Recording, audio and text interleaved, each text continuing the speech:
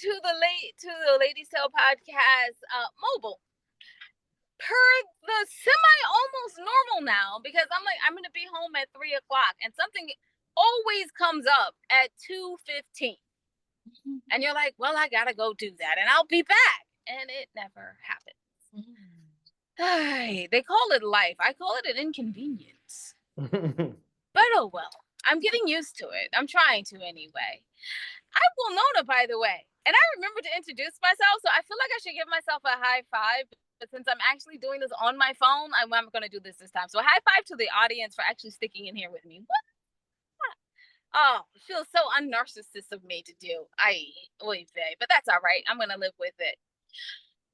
By the way, I wrote books.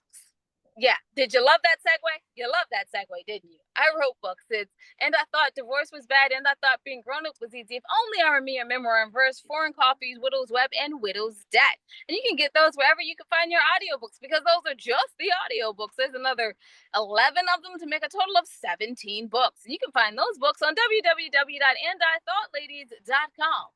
Now I'm doing down my checklist. I think I told the person I'm interviewing that I would do this. I would check everything off, right? I said this and that and that. Yep, guess what time it is? It's time for me to introduce the other person. Oof, this is not a good day for my narcissism. It was a little quick chat about me. But you're not here to hear about me. You're here to hear about our wonderful guests. Wonderful guests, would you like to introduce yourselves? Hi, I'm Kelsey Flower. I'm an actor and a singer-songwriter, and most importantly, a dad. That's the most important thing. And you know what? I'll give you a high five. Good job. Oh my God, it's so awesome, because it's so hard for me to remember to introduce myself nowadays. I know you got to do it. You gotta get that brand out. You know. Exactly. I mean, you would know about this because you're a singer, songwriter, and an actor. And I find that everyone has a great brand on y'all's end of the entertainment field. On our end, we'd be like, we write books. What's this about? Branding? Oh my goodness. Yeah, So I should ask a question, but no, go ahead and keep talking. no, I'd like to say I'm good at my branding, but I just, it's still a work in progress for me too. I'm sorry, your Instagram looks amazing. Oh, thank you very much. Yeah. So I was like, I think this works out perfectly.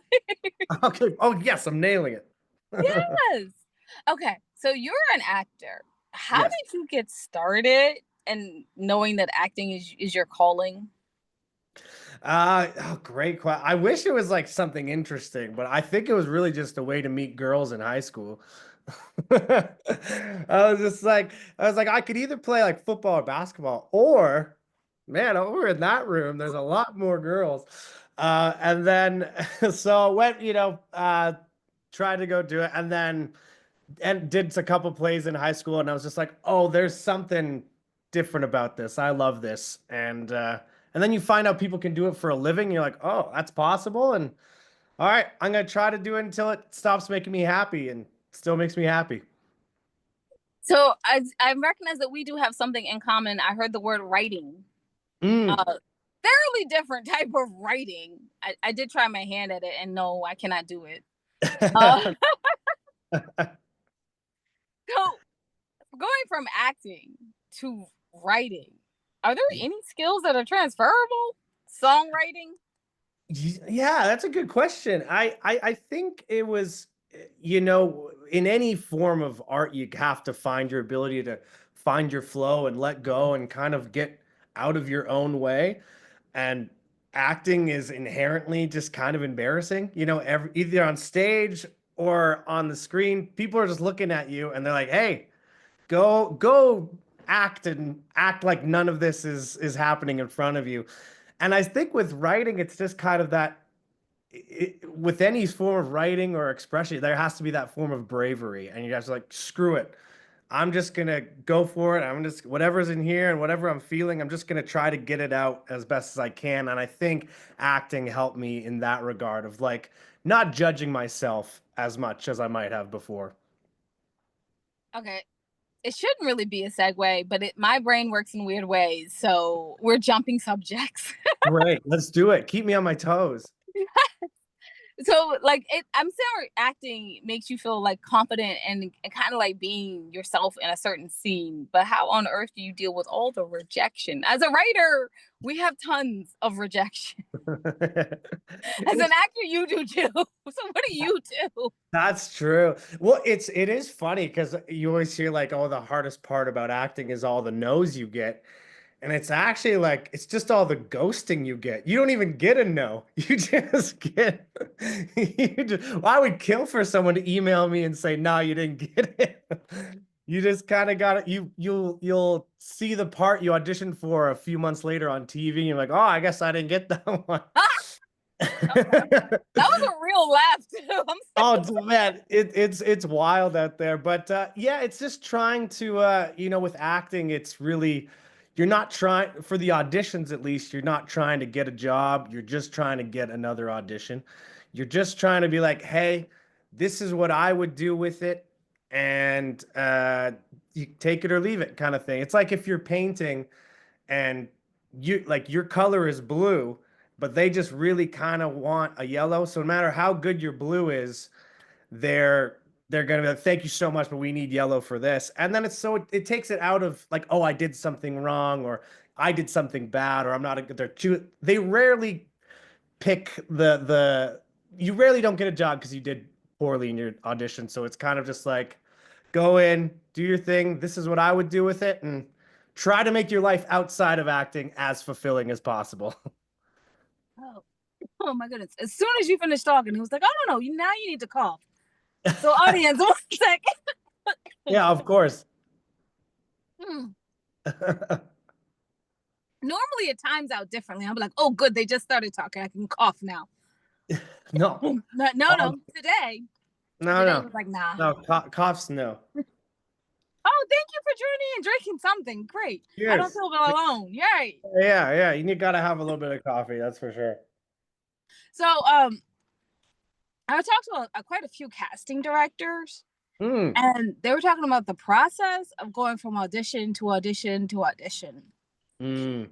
Is there anything that you can give any actor out there getting started, like a cue on how to feel kind of comfortable? Just like someone's like, here's the thing, there's a camera, sit down, give us your best. Yeah, just go for it.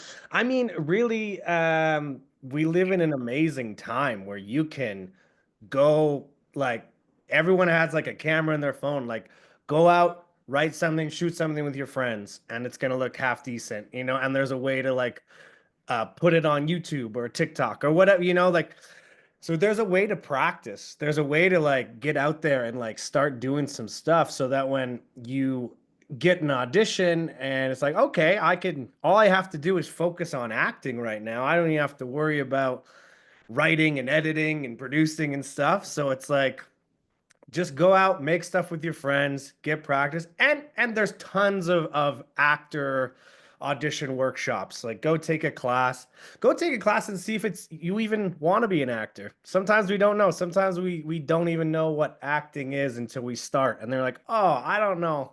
I don't know if this is for me.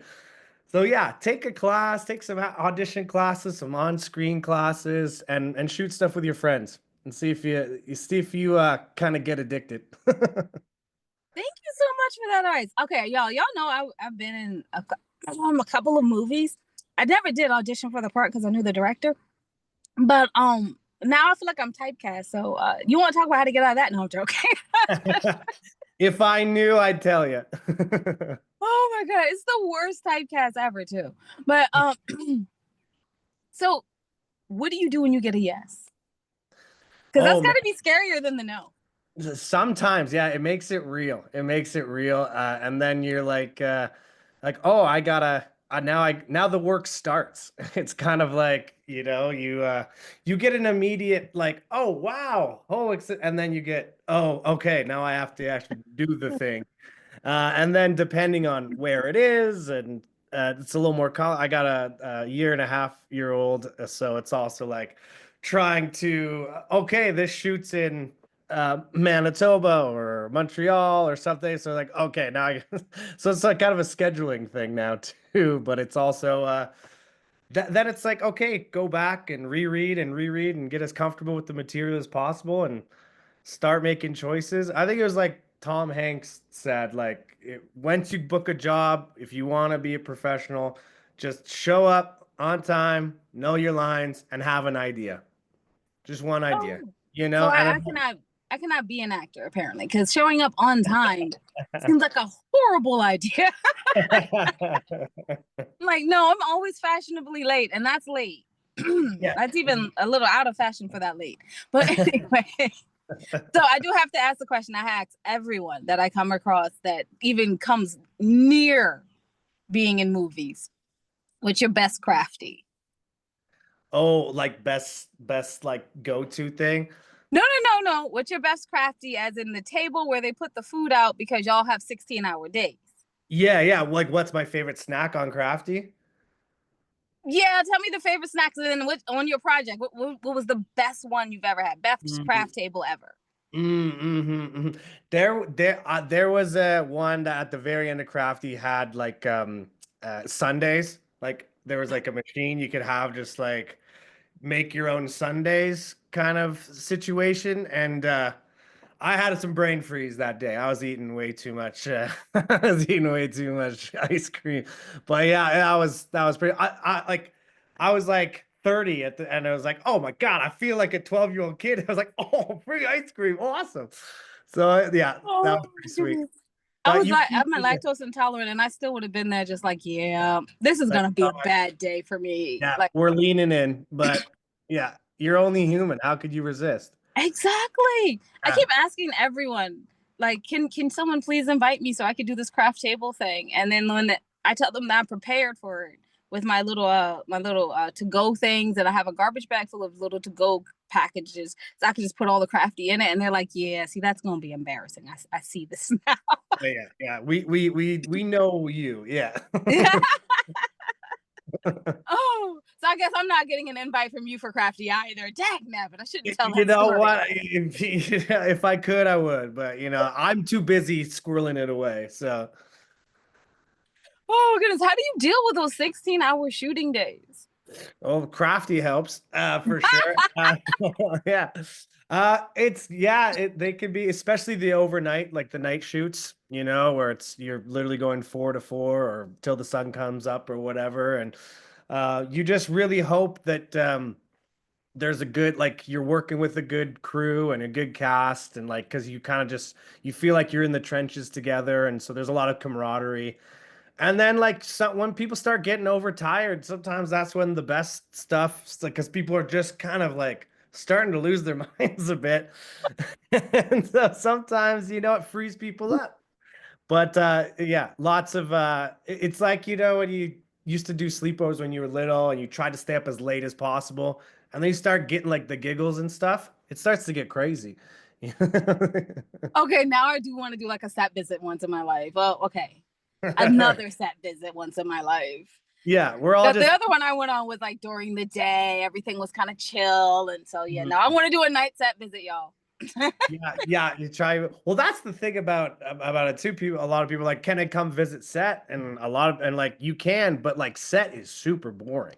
It takes a long time. It's moving slow, especially if it's a dinner scene. Like you're shooting that same scene all day, and and nothing is happening. People think like, oh, I can go to set, I can go watch a movie, and it's like, no, you'll see the movie when it's edited.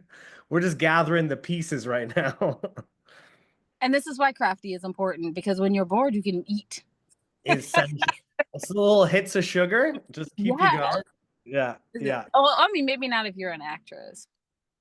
yeah, yeah. A little harder. Yeah, but there's a big variety at Crafty, so you have to have some self-discipline, which I don't have, but whatever.